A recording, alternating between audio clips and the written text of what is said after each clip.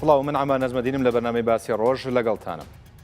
دوای 13 ساڵ لە ئازادکردنی شاری کەرکووک تا ئێستا چارەنووسی ئەم شارە بە نادیاری ماوەتەوە. ئەگەرچی زۆرینەی پارتە کوردستانیەکان باس لە کوردستانیبوونی کەرکووک دەکەن و هەر یەکە و بە شێوەیەک وەسفیەکەن، بەڵام لە ئەرزی واقعدا کەرکووک لە نێوان بەرداشی لە لێنەکردنەوەی بەغدا و کەمتەرخەمی هەرێمی کوردستان ڕۆژ دوای ڕۆژ بارودۆخی بەرەو خراپتر دەچێت. ئێستا چارەنووسی کەرکووک بەرەو کوێ هەنگاو دەنێت؟ هەرێمێکی سربەخۆ یان گەڕانەوەی بۆ سەر هەرێمی کوردستان یان مانەوەی بەم بارودۆخەی ئێستای؟ ئەگەر کورد دەیەوێت کەرکووک کوردستانی بێت، کامانن ئەو هەنگاوە جدیانەی کە لە ماوەی 13 ساڵی ڕابردوودا وەک ستراتیژ کورد کاری لەسەر کردوون.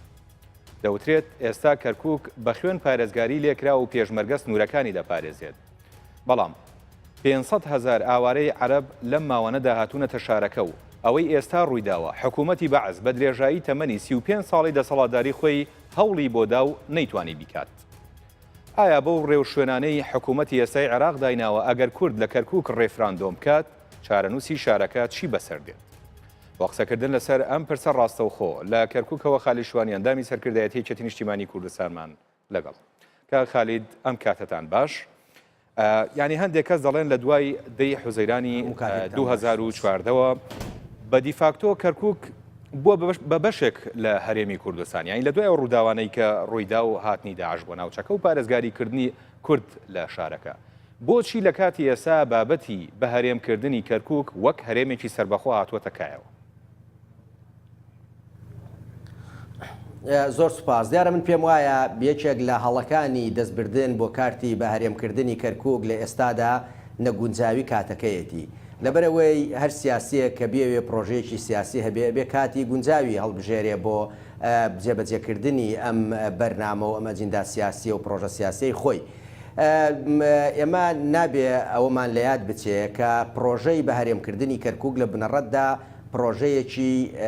تورکیایە وە وڵاتێکی ئەقلیمی کە بە بەردەوامی ستوێتی بە تایبەتی لە دوای ساڵی 2023ەوە با نەگەڕێینەوە بۆ مێژوو کە تورکیا چەندێک زەختی لەسەر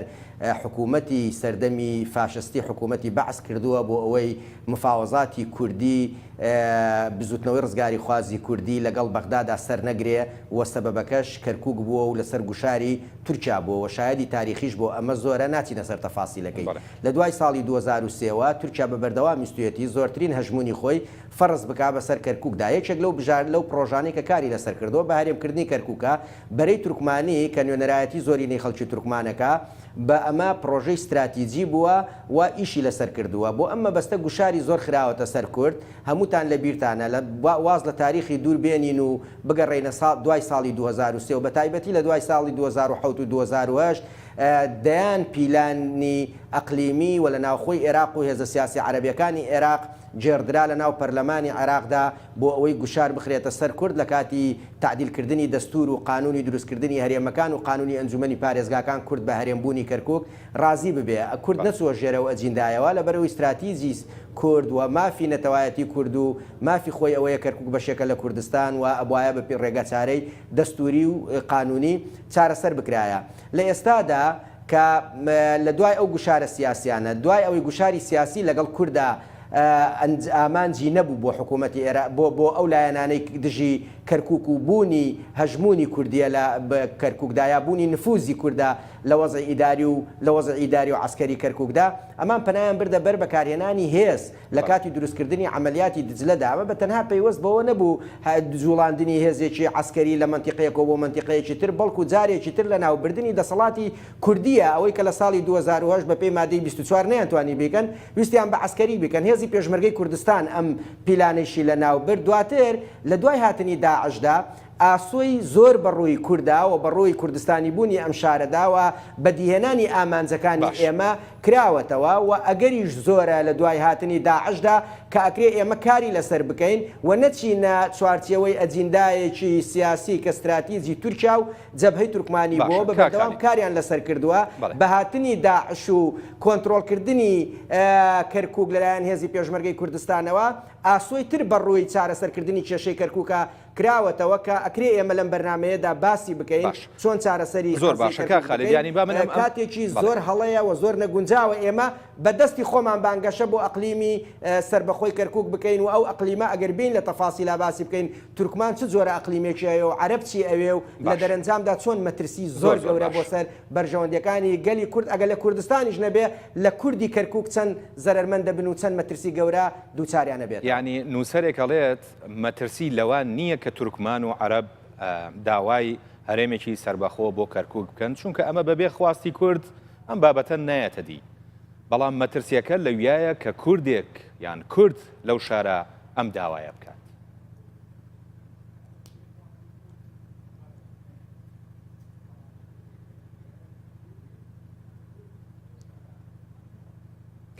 ئەمە ڕاستە من لە ماوەی 13 ساڵی ڕابردوودا تورکمان قەت زاتی ئەویان نەکردووە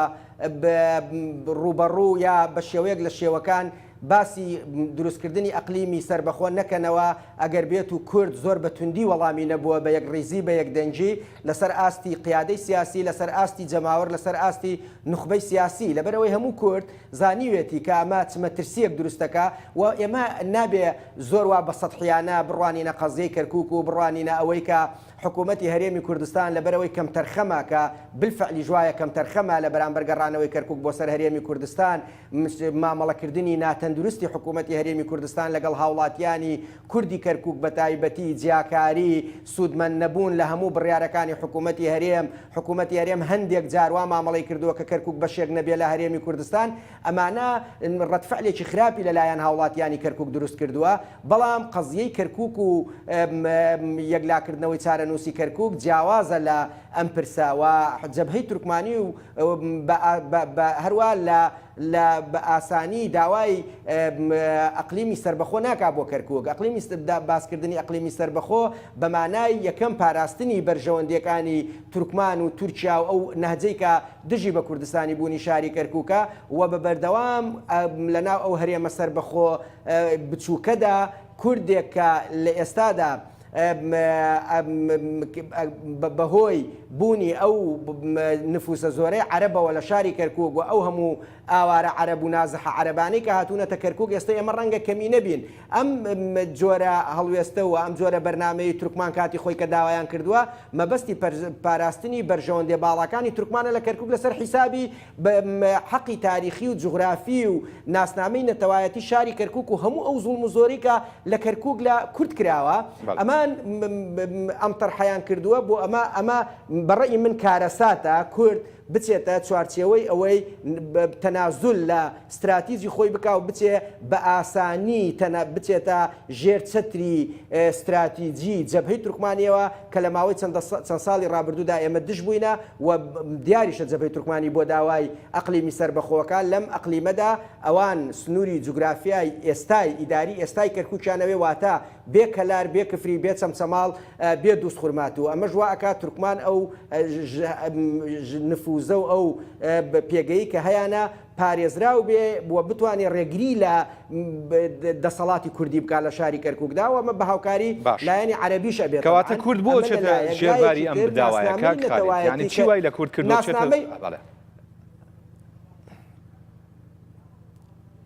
من پێم وایە کورد نەچۆتە ژێر بەڵام هەنێ دەنگە بیستین کا خالد ینی ئێمە بە عالەمی ئاشکرا بینیمان کە پارێزگاری کەرکووک داوای ئەوەی کرد ینی پێشنیاری ئەوەی کردووە کە کەرکووک بکرێت بە هەرێمێکی سربەخۆ و وەکو وتی با بڵێن پرسوڕاشی لەگەڵ تورکیا و لەگەڵ ئەمریکا و لەگەڵ ئێرانیش کردو ئەوانیش لاریان نیە لەم بابەت. ئینجا ئەمە کارەساتە گەورەکەیە کە پرس بە تورکیا و بە ڕەجەب تەیب ئەردۆغان و ئەحمەد داود ئۆغڵۆ بکەی و ئەوان ڕازی بن کە کەرکووک بکرێتە ئەقلیمێکی سربەخۆ وەکو موژدە پێمان بدرێ بە درێژایی ساڵانی ڕابردوو تورکیا هەوڵی داوە کەرکووک بکاتە ئەقلیمێکی سربەخۆ و ئێمە ڕێگر بووینە نەمانێشتووە ئەو ئەقلیمە سربەخۆیە و ئەو خەونە و ئەو استراتیزیەی تورکیا بەدی بێ ئەمە چه هەڵەیەکی مێژوویەت و بچی چارەسەری کلیلی چارەسەری کێشەکانی خۆت بدەیتە دەست وڵاتێکەوە کە 13 ساڵە کار لەسەر استراتیزیەکەکە و حزبێک و ئیمتیدادێک هەیە لە ناو کەرکووکدا ئیشی لەمە کردووە لەو پێناوەدا ئێمە دەیان تەسحیاتمان داوە دەیان هەزاران شەهیدمان داوە چ بە سیارەی بە تەقینەوە چ بە خوێنی گەشتی پێشمەرگەی کوردستان کە ئەم ناوچانەی پاراستووە چ بە پیلانجێڕی لە دژی کەرکووک چ لە خۆپیشاندانە گەورەکانی ملیۆنیەکانی خەڵکی کەرکووک لە دژی مادەی 24 کە ئەو کات سەفیری تورکیا لە ناو پەرلەمانی عێراقدا بە زۆر ویستی بیسەپێنێ بەسەر کووردا ئێمە ئەو کات ڕەتمان کردوێتەوە ئێستاکە وڵات لەبەر ئەوەی تورکیا ڕازیە کەرکووک بکرێتە ئەقلیمی سەربەخۆ ئێمە بێ بیکەینە ئەقلیمێکی سەربەخۆ ئەمە کارەساتێکە ئەگەر کورد بێت و قبوڵی بکە ئەمە چۆکدادانە بۆ تورکیاوە چونە ناو استراتیجی تورکیاوە و ئەو هەرێمە ئەچێتە ژێر هەژمونی تورکیاوە و تورکیا بەکاری ئەهێنێ بۆ زەختکردن لەسەر کوردوەیکا کورد دەکاتە بەشێک لە ململانیەکانی خۆی چ لە ناوخۆی کوردستان چ لە دەرەوەی کوردستان چ لەگەڵ بەغدایە و چ لەگەڵ لایەنەکانی تردا و تەماحی تورکیاش لە کەرکووک و ئەقلیمەکەی کەرکووک بۆ خاتری خەڵکی کەرکووک نییە. تورکیا ئەوێ کەرکووک بێتە ئەقلیمێکی سەربەخۆ و پاڵپشتی هەر کەسێکە کابیکاتە ئەقلیمێکی سەربەخۆ بۆ دەست بەسەراگرتنی نەوتەکەی کەرکووکە بۆ ئەوی لە ڕێگای تورکیاوە بڕاو لەوێشەوە وەکو کار لە دژی ئێمە بەکاری بێنێ و کوردی پێلاواز بکە. ئەمە بەڕێی من کارەساتێکی گەورەیە هەرکەس بچێ بە دەستی خۆی ئەجیندای سیاسی تورکیا بەکاربێنێ لە کەرکووک. خالد ینی بۆ ئەو هەنگاوە استراتیژیانە چین لە ماوەی 13 ساڵی ڕابردووە کورد ناویەتی بۆ گەڕانەوەی کەرکووک بۆ سەر هەرێمی کوردستان ینی هەنگاوی استراتیژی دوورمەودا ئەوە 13 ساڵ تێپەڕی ئەوەنەی ئەبینرێت لایەنە سیاسیەکان ئەوەنەی بە چاوێکی ناوچەیەکی بەرهەمهێنی نەوت تەماشای کەرکووکەکەن ئەوەنا وەک خاکێکی کێشە لەسەر تەماشای ناکەن کە کاریان بۆ کرد بێت دیێنەوە سەر هەرێمی کوردستان. 100% لەگەڵتام ئەو هەڵسوکەوتانەی هەرێمی کوردستان و هێزە سیاسیەکانی کوردی وای کردووە ڕەتفعل لەلایەن هەندێک لە هاوڵاتیانی کەرکووک دروست ببێ کە ئەمان لە نیازپاچیانە و لە دڵسۆزیانە و لە خەمخۆریانە بۆ ئەوی کەرکووک بەشێک بێ لە هەرێمی کوردستان ئەم داخ لە دڵیان لە بەرامبەر هەرێمی کوردستان و ئەو جیاکاریە و ئەو ممارەساتانەی کە ئەیکەن لە دژی هاوڵاتیانی کەرکووک ئەم ڕەتفعلیان لا دروست بێ و بە شێوەیەک لە شێوەکان بڵێن با کەرکووک سەربەخۆیی خۆی هەبێ بەڵام ڕەنگە ئاگداری مەترسیەکانی ئەم هەرێم بوونە نەبن و چەندێک زەرەری لێ ئەەکەن لە داهاتوودا. ڕەنگە ئەوەی کە حکوومەتی هەرێمی کوردستان لە مفاوەزاتەکانی لەگەڵ بەغدادا مەسلەی نەوت و بوجە ئەخاتە پێش مەسلەی گەڕانەوەی کەرکووک بۆ سەر کوردستان و چارەسەرکردنی کێشەی کەرکووک کە چەندین کێشە هەیە کە تاکو ئێستاکە بە معەلەقی ماونەتەوە. بەڵام ئێمە یەک ڕاستیەک هەیە ئەبێ بیزانین، ڕاستیەکە ئەمەیە کورد لە ساڵەکانی لە تاریخی حرەکەی ڕزگاری خوازی کوردەوە هەتاکو ئێستا چەندێک چووەتە پێش بۆ ئەوەی بتوانێت کەرکووک بەدەست بێنێتەوە و لەژێر دەستی ئەو ڕژێمانەی ئەو کات و لە ئێستاشدا بیگەڕێنێتەوە سەر هەرێمی کوردستان. من ئەگەڕێمەوە هەندێک حقائقی تاریخی و با بزانین کورد چەندێک تەتەوری کردووە و چەندێک بۆیە ئەبێ گەشتبین ئێمە ئەتوانین کەرکووک ئەوەی ئەمانەوێ ناسنامەنەتەوە بەڵێ ئەتوانین ناسنامەنەتەوایەتەکەی کەرکووک بگەڕێنینەوە. بۆ نمونە باز لەواکرێ لەبەرەوەی 13 ساڵە کەرکووک نەگەڕاوەتەوە سەر هەرێمی کوردستان ئیترە بێ دەستی لێ بشۆین و بە دوای حەلێکی ترا بگەڕین. ئەمە نەفەسکورتیە لە سیاسەتە. با بگەڕێنەوە بۆ ساڵی 1984 تارق عەزیز بە جەنابی مام جەلال ئەڵێ ئێوە بەس مافی ئەوەتان هەیە کە بە کەرکووک تێپەڕین بگرێن لەسەر کەرکووک، جارێکی تر مافی ئەوەتان نییە داوای کەرکووک بکەن. لە ساڵی 1991 هێزی کوردستان پێشمەرگەی کوردستان کەرکووک ڕزگارەکە بۆ ماوەی 8 ڕۆژ. لە ساڵی 2003 کوردێتە ناو کەرکووکەوە بە زۆرینە دەسەڵاتی کوردی دروستەکان لەم شارە. لە ئەو 13 ساڵی ڕابردوو دژایەتی ئێمە ئەکرا مەفرەزەیەکی ئاسایش یاخود پێشمەرگە بێتە ناو کەرکووکەوە لەگەڵ هاتنی داعشدا هێزی پێشمەرگەی کوردستان زیاتر لە 33,000 هێزی پێشمەرگە لە خواروی کەرکووکەوەیە و کەرکووک بە تەواوەتی تێکەڵ بە هەرێمی کوردستان بووە ئەگەر چی سەرکردایەتی سیاسی کورد ئەو بڕیارە بوێرانەیە نادا و کەرکووک لە ڕووی ئیداری و سیاسی شەوە بخاتە سەر هەرێمی کوردستان. لە ئێستادا کە من پێم باشە هەندێک جار ئەڵێن باز مەترسیەکانەکەن بەڵام حەلتان پێ نییە. من پێم وایە باشترین چارەسەر لە ئێستادا کورد بیکە ئەوەیە لەگەڵ بەغداد دەست بە مفاوەزاتێکی جددی بکە ئەم ناوچانەی کە لە ژێر دەسەڵاتی هێزی پێشمەرگەی کوردستانایە ئەمە بچێتە سەر کوردستان ئەو ناوچانەی کە ناوچەی عەرەبین و عەرەب نشینن نەک عەرەبین ئەو ناوچانەش کوردستانین ئەکرێ ئەوان ئیدارەیەکی مستەقل بۆ خۆیان هەڵبژێرن تا ئەو کاتەی لە داهاتوودا لەسەر ئەو منتیقانەش مفاوەزات بکەین و بیهێنینەوە سەر کوردستان لەگەڵ بەغدایە ئەم مفاوەزاتە جددیە دەست پێ بکرێ لە کوردستانیش ئەبێ بە جددی لە کاتی نووسینەوەی دەستوری کوردستان لە پەرلەمانی کوردستان تەفعیل بکرێتەوە باز لە پێدانی زەمانەتی سیاسی ئیداری سەقافی بە پێکهاتەکانی کەرکووک بدرێوەکو تورکمان و عەرەب بۆ ئەوەی مطمئن بن کە دێنەوە سەر هەرێمی کوردستان مافەکانیان پارێزراوە بێ و تایبەتمەندیەکی ئیداری سیاسی اقتصادی فەرهەنگیش بدرێ بە کەرکووک بە هەر شێوازێک ئەبێ بەڵام لە چوارچێوەی کوردستانە بێ تەنانەت لە داهاتەکەی کەرکووکیشە ئەمە باشترین حەلا لە دوای ئەم ئاسۆی ئەو ئاسۆیی کە بە ڕوومان نەکراوەتەوە لە دوای هاتنی داعش و ڕزگارکردنی ئەم ناوچانە لەلایەن هێزی پێشمەرگەی کوردستانەوە ئەمە ئەگەرێکە کە ئەبێ کاری لەسەر بکەین نەک ئەگەری بە هەرێمکردنی کەرکووک و چوونە ناو استراتیجی حزبێکی ترەوە یعنی ئەو قسەی جەنابێک وەکو پێشنیار ینی زۆر بەرچاو کەوتووە کە هەنێ لەو ناوچانەی عەرەب نشین وەکووت وەکو ڕیاض و حەویجە و عەباسی و هەنێ منتیقە هەیە ئەوانە ئەکرێت بۆ نمونە لەم حاڵەتە عەرەب نشینن پارێزگایەکیان بۆ دروست بکرێ یان بگەڕێنەوە سەر پارێزگای سەلاحەدینیان نازانم چۆن ئەو بابەتە بەڵام ئەو شوێنانەی کە کوردنشینن بگەڕێنەوە سەر هەرێمی کوردستان بەڵام لێرە ینی پێکهاتەیەکی تر هەیە کە تورکمانە چۆن ئەمانە دڵنیا ئەکرێتەوە یعنی ئێوە یان با بڵێن لە ماوەی 13 ساڵی ڕابردووە کورد نەیتوانی بێت دڵنیایی بەوان بدات کە ئەم داوایی ئێستایان نەبێت ئێستا بەم دەسوبردەم کارە چۆن نەکرێت. ئەمە یەکێکە لە مشکلەکانی کورد کە بە تەندروستانە مامەڵی لەگەڵ تورکمانە نەکردووە. تورکمان پێکهاتەیەکی ڕەسەنی شاری کەرکووکە و ئێمە نابێت چاو بدەینە هەندێک تەسریحات و هەڵسوکەوتی جەبهەی تورکمانی کە دژی تەطەلوعاتی شعبی کوردیە خەڵکی کوردە لە شاری کەرکووکدا پێویستە ئێمە لە ڕووی هەنگاوی عملی بنین بە بەردەوام وتومانە ئێمە پێکهاتەکانی کەرکووکە پارێزین و ئێمە دەستی برایەتی و پێکەوە ژیان و ئاشتی بۆ ئەم پێکهاتانە بە درێژەکەین بەڵام نەمانتوانیەوە لە ڕووی عملی و لە ڕووی قانونی و ئەوانەوە ئێمە پرۆژەیەکی سیاسی یەکگرتومان هەبێ پێشکەش بە تورکمانی بکەین. ڕاستە هەندێک جار ئەڵێن ئەم پرۆژەیەگە تەقدیم بکرێ ڕەنگە تورکمان ڕەتی کاتەوە بەڵام ئێمە بێ بۆ شارعی تورکمان بۆ نخبەی تورکمان بۆ مستەقەفینی تورکمان تەرحیب بکەین بۆ نمونە کە باز لە دەستوری کوردستانەکەین یا باز لە هەندێک قوانینەکەین ئەگە باز لە کەرکووک بکەین ئێمە توانین قانون دەربکەین لەم قانونانەدا مافەکانی تورکمان دابین بکەین بۆ نمونە لە ڕووی ئیداریەوە تورکمان ئەو مەترسیانەی هەیەە ئەڵێن ئەترسین ئێمە خەتەر لەسەر وجودمان بێ یعنی ئەبێ کوردی جوابیر بکاتەوە. تورکمانەکان ئەڵێن ئێمە نایڵین کەرکووک بچێتەوە سەر هەرێمی کوردستان لەبەرەوە ئەگە کەرکووک بچێتەوە سەر هەرێمی کوردستان ئێمە هاوشێوەی هەولێر کە کورد لە تورکمان لە هەولێر زۆر بووە ئێستاکە تورکمان نەماوە ئەگە کەرکووکش بچێتەوە سەر هەرێمی کوردستان وجودی تورکمان لە کەرکووکدا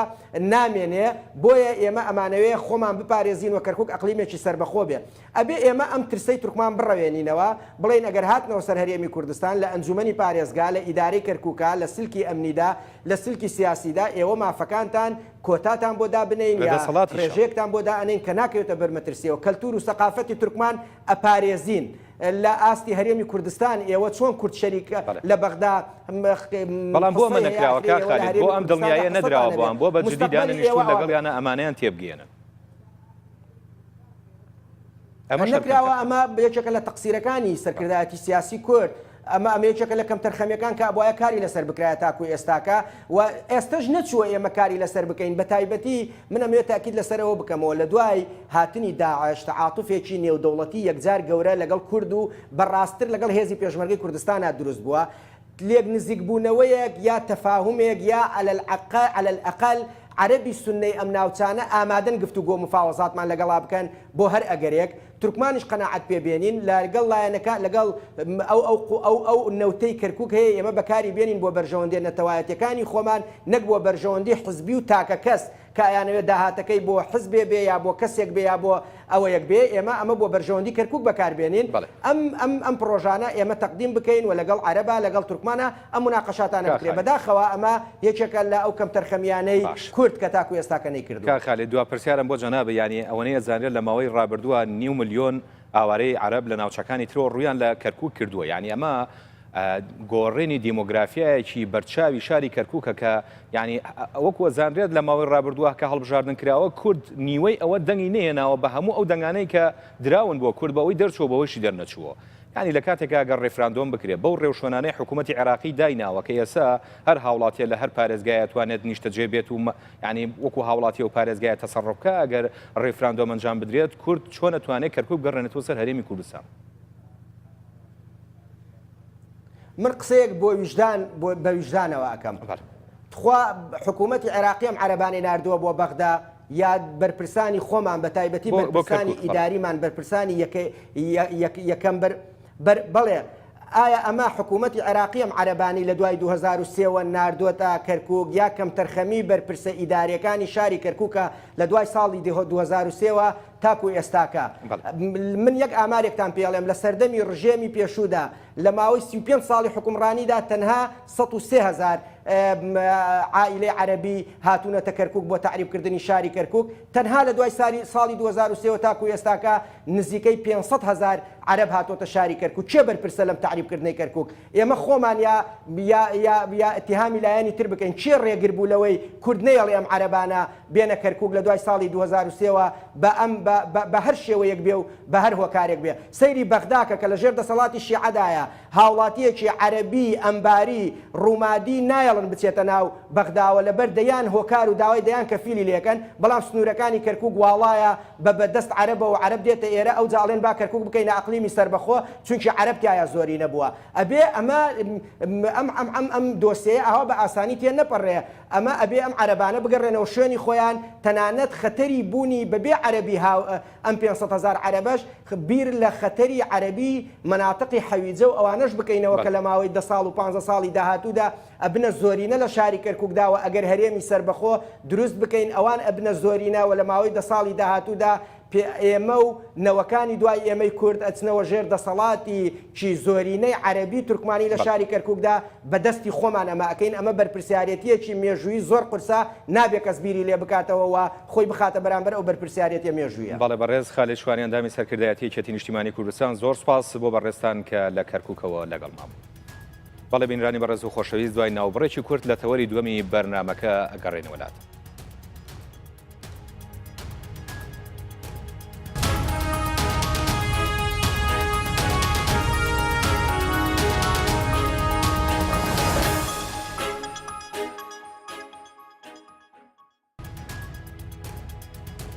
جارێکتر سڵاوتان لەبێت لە تەوەری دووەمی بەرنامەکە باز لە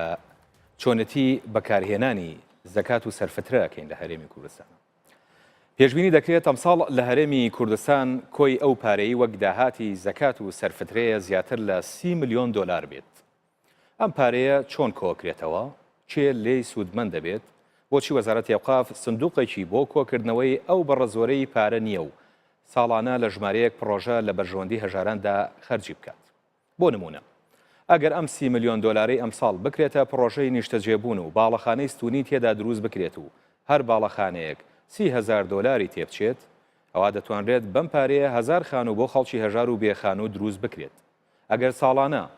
1000 خانوو دروست بکرێت ئەوە لە ماوەی 10 ساڵدا دەتوانرێت 10,000 خانوو دروست بکرێت و لە داهاتووشدا کێشەی نیشتەجێبوون لەم هەرێمە بنەبڕ بکرێت بێ ئەوەی 1 دینار بکەوێتە ئەستۆی ئەو کەسە هەژارەی کە خانووەکەی بۆ دروستەکرێت. بۆ قسەکردن لەسەر ئەم پرسە و هەندێک بابەتی دیکەی پەیوەست بە وەزارەتی ئەوقاف و کاروباری ئاینی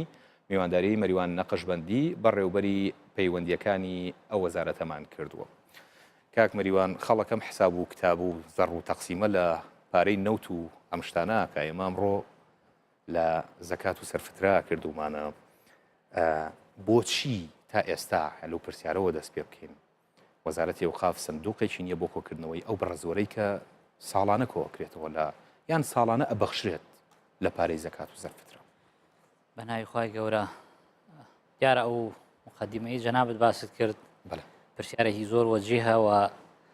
ڕەنگە هەر ئەو مقدمەی کە باست کرد ئەوە هۆکاری ئەوە بێت کە وەزارەتی ئەوقاف لە ساڵی 2008ەوە دەستی کردووە بە دامەزراندنی یان ئامادەکردنی پرۆژە یاسای سندوقی زەکات یان کۆکردنەوەی زەکات و سەرفترە و پارەی خێرخوازی کە لە هەرێمی کوردستان وەک ئاماژەت بۆ کرد کە ئێستا بەو تەقدیراتی کە هەیە 30 ملیۆن دلار ئەینا لە ساڵانی ڕابردوو کە باری دارایی خەڵکی کوردستان باش بۆ ڕەنگە لە 50 ملیۆن دلار لەسەر و 50 ملیۆن دلار بوو بێت. بۆیە وەزارەتی ئەوقاف لەو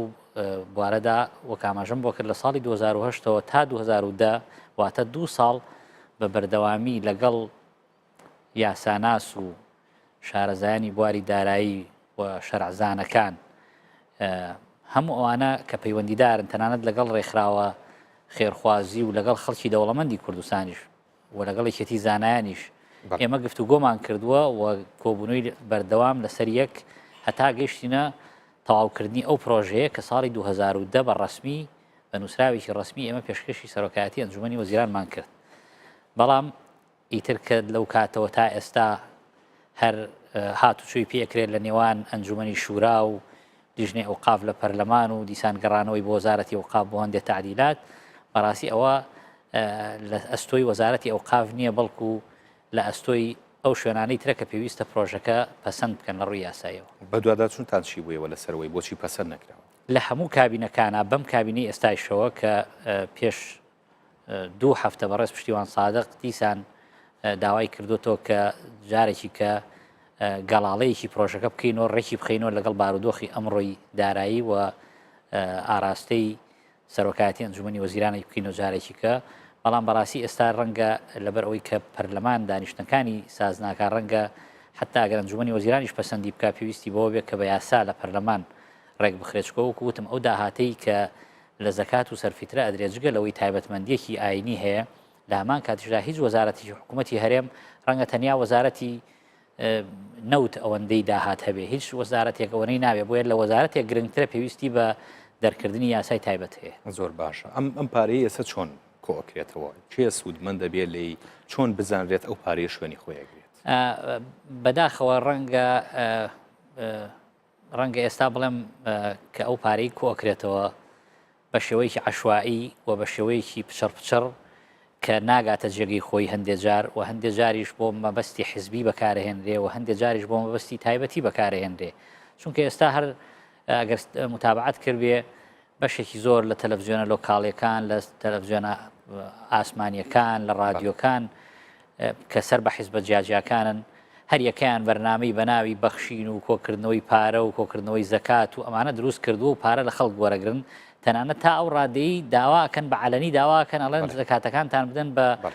هەندێک تەلەڤیزیۆنی ئیسلامی و هەندێک ناوەندی حیزبی کە ئەمە بەڕاستی ئەمە هۆکارێکی سەرەکیە لەوەی کە خەڵک شپرزە بوو متمانەی نەماوە نازانێ ئایا زەکات بدا یان نا جگە لەوەش بەشێکی زۆر لە خەڵکی کوردستان ڕەنگە لەوانە منیش کاتێک کە پارەی زەکاتم هەبێ چمە دەمە مامۆستایەکی ئاینی کە بیدا بە خەڵکیێک کە مستحق بێ کە ئەمە بەڕاستی شەرت نییە هەمووی بەڕێک و پێکی بکاتە جێگەی خۆی بچێتە شوێنی مستحق ئەمە بەڕاستی گرفتەکە لەوایە کە پارەکان بە عەشوایی ئەوە هیچ خوێنمایەکتانە بێت ینی وەکو وەزارەتی ئەوقاف کە ئەو پارەیە چۆن بدرێت چونکە وەکو وتێ هەندێک هەرچەند ئەگەرچی ئەو بەرنامۆشتانەش و ئازانم لەلایەن حکوومەتەوە تۆزێ سانسۆری لەسەردانراوە ئەوەی بەخشین و کۆکردنەوەی پارە و پیشاندانی خەڵک و خەڵکی هەژار وەکو چوزانم وەکو تاوانبارێک وەکو لە شاشەکانە کە پارەیان پێکۆکرێتەوە یان پارەیان بەناوەکووەکرێتەوە بەڵام ئێوە ڕێنماییتانە بێت بۆ ئەوەی کە خەڵکی چۆن ئەم پارەیە وەکو زەکات بدا بەچیە ئێمە بینین ژمارەیەکی زۆر ئاوارە لە وڵاتی ئێمە هەیە و بارودۆخی دارایی ئەمساڵ ئەمساڵ و پاریش بەرەو خراپی چوە و ینی وەزاکە خراپترە لە 4 ساڵانی ڕابردوو ئێمە ساڵانی ڕابردوو کاتێک کە ئاوارە هاتە هەرێمی کوردستان و کاتێشتا شەڕی داعش نەبوو ئێمە داوامانە کرد کە بە خەڵک زەکات و سەرفیترە و پارەی خێرخوازی بدا بۆ ئاوارەکان بۆ ئەوانەی کە لیان قەوماوە هاتوون بۆ خەڵکی هەژار کە پێویستیان بۆ چکە خەڵکی کوردستان تا ڕادەیەک پۆشتە بوو لەو کاتە بەڵام دوای دەستپێکردنی شەڕی داعش و دواکەوتنی موچە بۆ چەند مانگێک ئێستا بەشێکی زۆر لە پێشمەرگەکان کرێچین و کرێکیان بۆ باش بۆ نادرێت بۆیە ئێمە ڕێنمایی ئێمە بۆ ئەوەیە کە پێش هەموو کەسێک کە سوکاری شەهیدان و پێشمەرگە کرێچیەکان ئەو کەسانەی کە فعلەن بەرگری لە کوردستانەکەن بەرگری لەو کیانەکەن ئێستا هەیە بەڵام بەبێ شکاندنی کەرامەتی نەکوەکو ئێستا لە تەلەڤیزیۆن پیشانیە دەن و خەڵکێک ئەگریە و مناڵەکانی بە دەوریا هەموو ئەگرێن و ئەمە چێ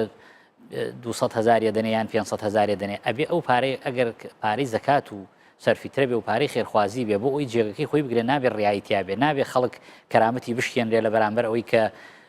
پارەی ئەدەنێ لە تەلەڤیزیۆن دەریخەن مناڵەکانی دەرخەن ئەمە ماڵی پێشمەرگێ و کە هیچیان نییە بەڕاستی هەندێک بوو بە مەستی سیاسی ئەمانە بەکارێن زۆر جار ئەمانە بوو مەستی سیاسی بەکارێن ڕێنمایی ئێمە ئەوەیە کە لیژنەی فتوا لە کوردستان ئاماژەی بۆ کردووە ئەویشەوەیە کە سوکاری پێشمەرگە کە سوکاری شەهیدان ئەو کەسانەی کە پێشمەرگی بریندار هەندێک ئێستاچێت لە ماڵەوەن ئەمانە ڕێنمایی ئێمە ئەوانە ئەولەوێت بۆ ئەو کەسانەیە و من یەک زانیاری بە جەنابت بڵم کە بەداخەوە هەندێک خەڵکی ئێمە لە کوردستان کە من خۆم شایەتم زەکاتەکەی خۆی لێرەوە دێنێت لە وەرزی حەجایەنێتی بۆ ئەوە و تەسلیمی حرەمی کەعبەیەکە ئەو مەسئولینی کە بەو پێی پشتیان بەوە بەستواڵن ئەو پارە خێری کە لەوێ ئیکەی ئەگەر دینارێک بە خێر بکەی لەوێ بە 100,000 ڕوا لەسەر ئەو ئەساسیەنی من شایەتی ئەوە دەم جارێک کەسێک چەند ملیۆن دینارێکی هێنابوو لەم کوردستانەوە لەوێ ئەویست بە زۆر بیدا بە ئەو کەسەی کە بەرپرسە لە وەقفی حرم ئەویش وەری نەئەگرد ئەو نزیکترین شوێن لە خۆ ئەو وڵاتی تۆ فەقیریتیان نییە تە هێناوتە بۆ ئێرە ئەویش من هەر ئەیدەم ئەمە بەڕاستی حاڵەتێکە من شایەتم لەسەری وە کاتێکە پێم وت ئێمە مەفروض وایە لە وڵاتی خۆمان ئەو کەسەی خێرەکە زەکاتی هەیە سەرفیتری هەیە بۆ ئەو کەسانی کە لە وڵاتی خۆمانایە بۆی عەلە لەقەل لەو تەنگژە داراییە تۆزێک بارەکەی لەگەڵا هەڵبگیرێت. باشە هەوڵێن لە ماوەی ماومانە چەند پرسێکی تر هەیە لەگەڵ ئێوە گفتوگوی لەسەر بکەین. بابەتی عومرە ئایان بارودۆخە داراییەی کە ئێستا لە هەرێمی کوردستانە هەیە کاریگەری لە ڕۆشتنی خەڵک لە ساڵی 2016 بۆ عومرە هەبووە؟ لە ڕاستیان بەڵێ کاریگەری هەبووە ئەگەر لە ساڵانی ڕابردوو لە نێوان 40 بۆ 50,000 کەس لە هەرێمی کوردستانەوە سەفەری کردوێ ئەوە ساڵی ڕابردوو ئەو ڕێژەیە بۆ بە نسبەتی لە 150 زیاتریش دابەزی بوو بە 15 بۆ 16,000 کەس. ئەم ساڵ کە بە تەواوی تەنگژەی دارایی تەکی بە خەڵکی کوردستان هەڵچنی بووە خەڵکێکی زۆر هەژار هەبوو لە کوردستان ئێمە تەوەقعمان کرد ئەو ڕێژەی عومرەکارانی هەرێم نەگاتە 10,000 کەس بە تایبەتی دوای ئەوەی کە ئێمە $100 ڕسوماتمان خستە سەر هەر کەسێک کە سەفەری عومرەکە بۆ کۆمەکی حکوومەتی هەرێم بۆ ئیسفادە لە ئەو ڕسوماتانە بکەین کە پێشتر حکوومەتەکانی تر حکوومەتی عێراق و هەموو ئیسفادەی لێ کردبوو بەس ئێمە لەبەرەوەی کە پێویستمان نەبووە بودجەمان هەبووە ئەومان نەکردو. ئەم ساڵ لەگەڵ ئەوەی کە $100 خراوەتە سەر هەر عومرەکارێک وەکو ڕسومات کە سەفەرەکە بەڵام بە شێوەیەکی چاوەڕوان نەکرا و لەم 1-2 ڕۆژدا پرسیارم کرد کە نزیکەی 15,000 کەس لە هەرێمی کوردستانەوە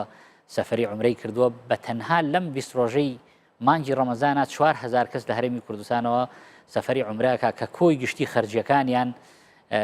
زیاتر لە 22 ملیۆن دۆلارە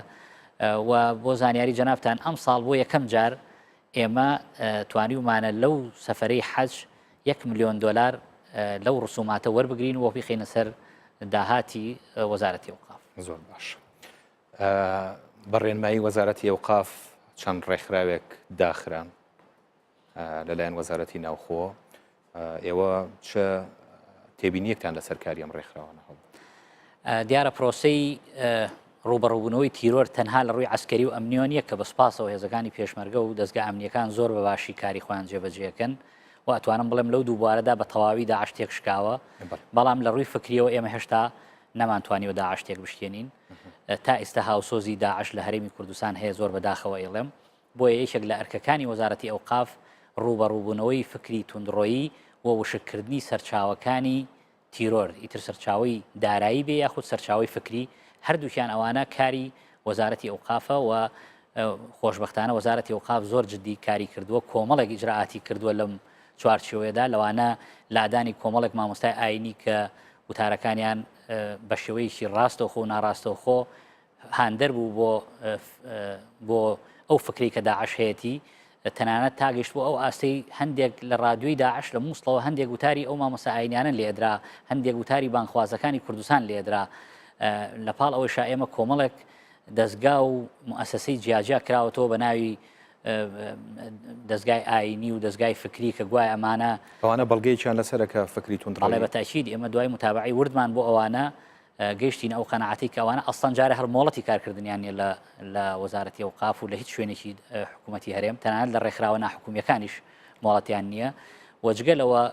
کارەکانیان تەواو گوماناویە چ سەرچاوی داهاتیان چ ئەو وتارانەی کە پەخشیەکەن و عەرزیەکەن لە ڕێی رادیۆ و تەلەڤیزیۆن و بڵاوکراوەکانیان هەمووی بە شێوەیەکی ڕاستەوخۆ ناڕاستەخۆ ئەچێتە بەرژەوەندی داعش بۆیە ئێمە دەستمان کردەوە بە داخستی کۆمەڵێک دامەزراوەی کە لەژێر ناوی فکریە بەڵام ئەوە کاری ئاینیەکەن و خۆشبەختانە لە چێن ئەو دەستگایانە لە هەموو شوێنێکی کوردستانن ئەو پرسیارم بۆوە کرد دوایان نەخرێتە قاڵبێکی حیزبیەوە بوترێت شوێنێکی تایبەت ڕێگری لە کاری ڕێکخراوە لە سلێمانین لە هەولێرن لە گەرمیانن لە دهۆکن لە هەموو شوێنەکەن ئێمە داوامان لە وەزارەتی ئەوقاف کردەوە و دیکۆمنتەکانیشمان پێشکەش کردوون و خۆشببختانە وەزارەتی ناوخۆ بە دەنگمانەوە هاتووە. لە پۆستێکە لە فەیسبوک گلەیی لە حیزب و دەسەڵاتدارانی هەرێمی کوردستانەکەی تەڵێیت مجامەلە و پشیپشیتان لە پێناوی چەند دەنجێکی هەڵبژاردن واتان لەیەکە ڕۆژێک پەنجەی پەشیمانی بگەزن. کوردستانتان کردووەتە زۆنگاوێک لە خەڵکی توندڕە و بە کرێگیراوی وڵاتانی ناوچەکە. مەقسەدت چییە لەوانە؟ لە ڕاستیا من ئەزمموی کارکردنم زیاتر لە 22 ساڵ کارکردنم لە وەزارەتی ئەوقاف وام لێکا کە لە هەر کەسێکی تر شارەزاتر بم لەوەی کە چەند مەترسیدارە کاتێک کە تۆ بتەوێ ئیسلاحاتێکی دینی بکەی یاخود ڕوبەڕووی تیرۆر بیتەوە ڕوبەڕووی فکری تونندڕۆی بێتەوە کە بە ناوی ئاینەوە بەداخەوە ڕۆڵەکانمان شەهید دەکات ڕۆژانە لەو کاتا کە تۆ خەریکی ئەوە بیت حزبێک بێت بەرگری بکە لەم کەسایەتی و لەو مەلا و لەو ڕێکخرا و لەو ناوەند. من هەست دەکەم ئەو ملانە سیاسی لە بینی حزبەکان هەیە بۆتە هۆی ئەوەی کە هەر ئیجرعاتێک وەزارەتی ئەوقافی کات یەکسەر بخرێتە قاڵبی ئەوەوە لە سلێمانی مەلایەک ئیجرعاتی لەگەڵاکەی لێ ئەڵێن ئەوە لە لایەنێکی تر پێی وتووە لە هەولێر ئیجرعات لەگەڵ مەلایەکەکەی یاخود لە وتار لایەدەی لە جێگەیەکی ترەوە فراکسیۆنەکان کۆبنەوە و بەیاننامە دەرەکەن کە ئەمە بەڕاستی هەمووی کاری نامەسئولانەیە نابێ حیزبەکان تەدەخل بکەن لە ئیشوکاری وەزارەتی ئەوقاف. ئەم کردارانە ڕێگری لە کارەکانی ئێوە کردووە یان وای لێ کردوون کە ئێوە بە حەزەرەوە دەست بۆ مامۆسایەکی ئاینی بەرن کە سوور بزانن فکری توندڕەویش بڵاوە نەخێر چونکە بەڕاستی ئەمەی ئێمە ئیکەین بەڕاستی ئێستا کێ شەڕیمان و نەمانە و بەشێکی وەکو خۆمان بە سەنگەری دۆمی پێشمەرگە ئەزانین گوێ بەوە نادەین هیچ حزبێک چی ئەڵێت لە هەر شوێنێکی کوردستان ئێمە هەرچی کردومانە بە یاسا کردومانە و پشتمان بەستووە بە ئیرادەی خەڵکی کوردستان و خەڵکی کوردستان داوای ئەو ئیجرعاتانی کردووە کە ئێمە کردومانە بۆیە بەڕاستی بەڵام لەگەڵەوە نایشارمەوە جارێکی کە لە ڕێی جەنابتانەوە لە ڕێی ئەم بەرنامەی جەنابتەوە من هۆشداریە دەمەوە بە هەموو حیزبەکانی کوردستان ئەگەر بێت و دەست لە کاروباری ئێمە وەربدەن لەو ئیشانەی کە ئێمە ئەیکەین دڵنیابن ڕۆژێکە بێت چۆن ئەنسار ئیسلامیان کرد بە بار لەسەر خۆیان و دوایی بە هیچ چارەسەر نەکرا دیسان کوردستان بۆ شێوەی لێتەوە ئەگەر بێتوان دەست بۆ بدەنە و کاروبارانی کە وەزارەتی ئەوقافی کات. لە ڕووی فکریەوە ئێوە تەنها دەسەڵاتان بەسەر مامۆسایانی ئاینیە هەیە کە فەرمانبەری خۆتانن بەڵام ئێمە بینین لە تەلەڤیزیۆنەکانەوە ڕۆژانە ینی دەیان کەناڵ هەیە کە جۆرێک لە گوتاری تایە کە ئێوە سانسۆرتانە لەسەری یانی ناتوان کاریگەریتان لەسەری هەبێ چ ئێوە هەماهەنگێکتان لەگە وەزارەتی ڕۆشنبیریە هەیە بۆی ڕێگە لەم بابەتەش بگرن لێەوە. ئێمە لەگەڵ وەزارەتەکان لە تەنسیقێکی زۆر باشین و تەواو متتەفقین لەسەر ئیجرعاتانی ئیکین و هەنگاوی زۆر باشمان ناوە بەڵام بەداخەوە بۆ ئەو کەسانی کەوا فەرمانبەری ئێمەنین ئێمە پەرامان بۆ دادگا بردووە